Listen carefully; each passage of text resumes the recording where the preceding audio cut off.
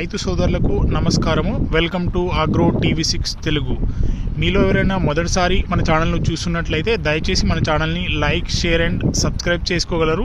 ఈరోజు మనము బ్రీడింగ్ కోసం అనేది ఎంత ముఖ్యమైనది డైరీ వ్యవస్థలో అనేది తెలుసుకుందామండి.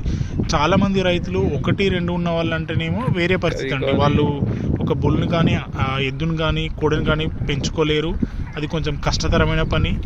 కానీ మన దగ్గర 10 కంటే ఎక్కువ జీవాలు ఉన్నప్పుడు కంపల్సరీగా బ్రీడర్ అనేది చాలా ముఖ్యమైనదండి. అది బుల్ కానీ ఆక్స్ కానీ లేని ఎడల మనం భారీ మొత్తంలో నష్టపోతాము.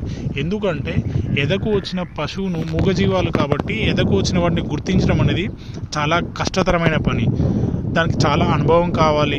అనుభవం లేని వాళ్ళు ఏంటంటే ఈ మధ్యకాలంలో డైరీలోకి రావడము, అనుభవం లేకుండా వాటిని అనుకున్న సమయం లోపల వాటికి ప్రెగ్నెన్సీ చేపించలేకపోవడము, దానివల్ల భారీగా నష్టపోవడము, దాన్ని ఎంతో కొంతకు అమ్ముకోవడము, మళ్ళీ వేరేటి తెచ్చుకోవడము, మళ్ళీ దాంతోపాటు వాటిని సరైన పద్ధతిలో వాటిని చూసుకోకపోవడము, దానివల్ల ఏంటంటే చాలా నష్టపోతున్నారు.